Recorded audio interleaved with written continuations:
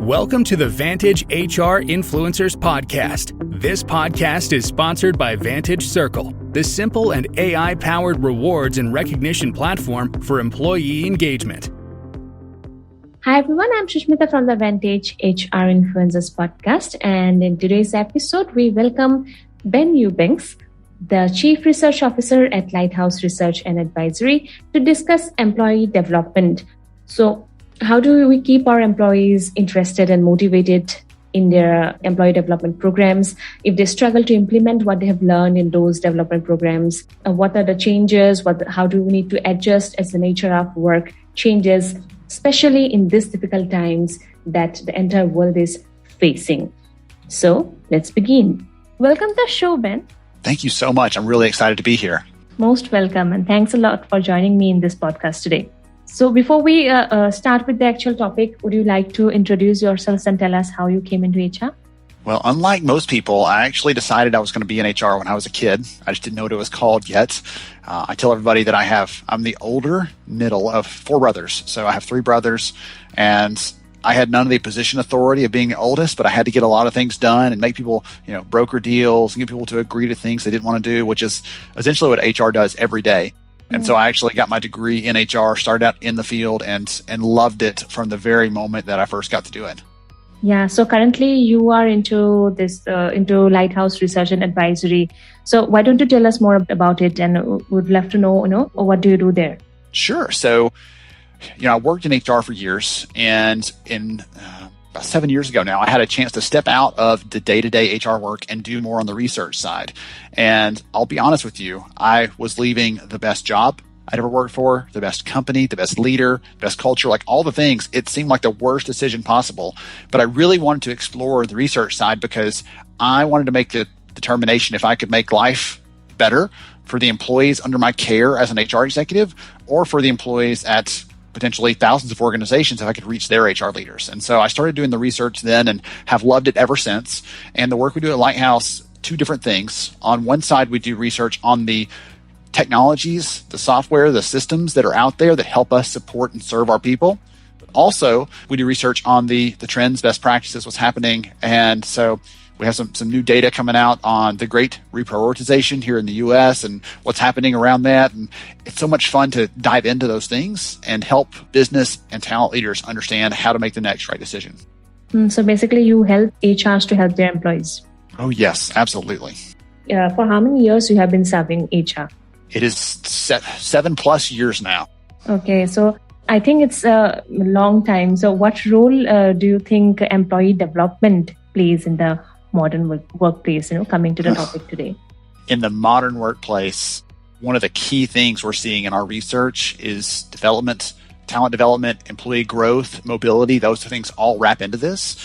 We actually did a study in the last 6 months that showed that for those employees that said their company supported them the most in the last year, they were 3 times more likely to say that if they said their company offered them the right amount and type of training opportunities. So training doesn't just fit into helping Ben go from skill A to skill B or to a new proficiency level, but it's about creating this environment where I can be successful and I can contribute in the most full way possible. So employee development is a really critical piece of just how that relationship works with the people we're trying to take care of as employees. Right. As you mentioned that, dealing with this COVID time, to deal with any kind of changing times and unforeseen circumstances, it's necessary to update one's knowledge, right? So we cannot use the same skills in every situation. And also in order to withstand a severe competition, we must stay up with the latest innovations. So how do you see the role of employers changing when it comes to upgrading employees' knowledge? For a long time, the focus for employers was, I need to train this person to do this job.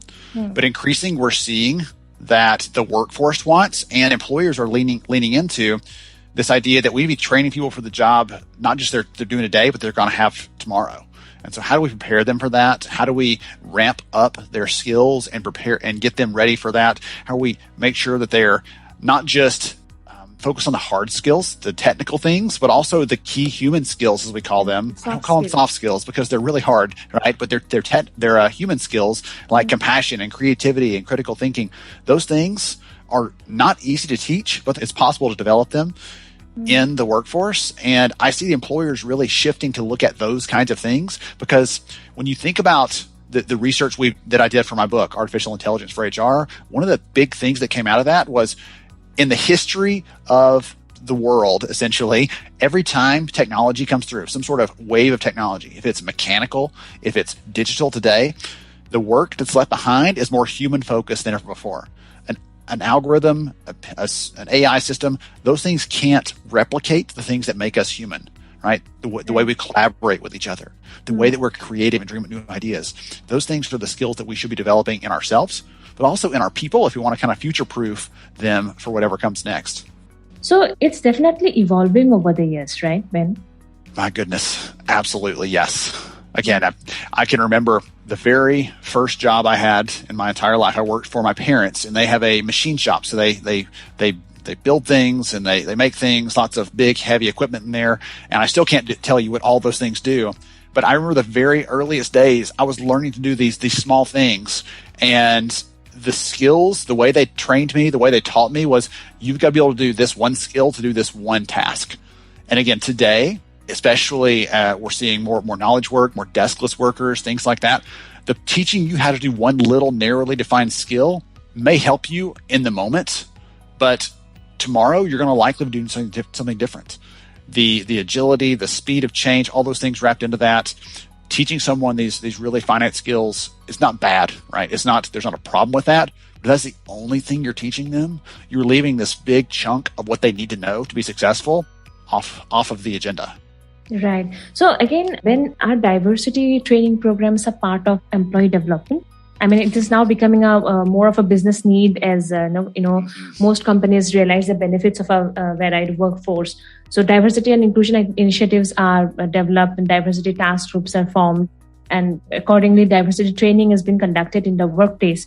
So how important do you think is diversity training program in reducing the risk of workplace discrimination? I think broadly, diversity training is a valuable tool, especially when it goes beyond just a set of PowerPoint slides and it puts people in situations. It gives them examples. It gives them scenarios. It allows them to speak freely and openly, create some psychological safety around those discussions. I think those are the most productive mechanisms there. I saw a neuroscientist speak a few years ago, and one of the things that he was very clear on is that our brains can't see our own bias. I can't see my own bias. You can't see yours. Whoever's listening into this podcast right now, you can't see your own bias. Even if you've been trained, if people have told you it's there, we can't do that. And so he said the most powerful tool you can use then is creating a group around you where you feel safe enough to gently but kindly and firmly call someone out whenever you see, hey, you know what, you made that decision. Did you realize this is how it looked? Or when you said that, I just want you to know, here's how it made me feel. Being able to have those open conversations with each other without fear of reprisal or fear of retribution, that's the critical piece of that. And while it's easy to say, well, learning's happening in this space and diversity happens in that space, learning together socially gives us a chance to create some of that safety, some of those areas where we can have those conversations and support each other without having to feel like it's this very rigid and structured and click from one slide to the next without actually changing someone's behaviors. Glad you shared that. That's really interesting to know. So, Ben, how can we measure the effectiveness of a learning and development program? Well, goodness gracious. How can we measure that? There's a couple different things that we've seen in our research. Number one, if you're a high-performing organization, and by high-performing, I mean you have better revenue, better employee retention, better employee engagement, which are all metrics that those of us that lead and care about talent, we want all those metrics. We want those numbers. Those companies that are high performing are twice as likely as their low performing peers to measure the learning outcomes of the work that they're doing there. They're also twice as likely to plan and prepare for how they're going to deploy learning in the organization. So there's a lot of planning and measurement that goes into those things. Number one, before I tell you how to measure it, I'm going to go ahead and advocate that you can't wait until you're halfway through, until you're done to decide you want to measure. If you're going to measure something, you need to decide that before you begin, because by the time you're done with it, some of those opportunities you might have had to measure a baseline and compare against that, those are gone because the training's already begun. So you've got to really think about this in advance, be very proactive. In terms of how you measure it, the most basic measurements are you happy with that? Did it meet your needs? You can do some basic surveys, but if that's all you're doing, again, you're leaving the really important stuff off of the agenda. So are the people changing their behaviors? Are we seeing an improvement in performance? Are we seeing some sort of outcome in terms of return? One of the things that I lean really heavily on is that learning is not about learning. Learning is not about engaging people. Learning is about performance. And we've been kind of taught that we need to make sure that it's easy and frictionless and always a happy experience. And the research actually shows real learning that leads to different and better results is sometimes hard.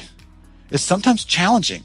When I think about, I don't know about you, but think about this. So as you listening into this, if you had a teacher in college or in a high school, or if you had a professor at university that was really hard, but when you finished that semester, you finished that class, you're like, wow, I learned a whole lot. Right? That wasn't always a pleasant and happy experience.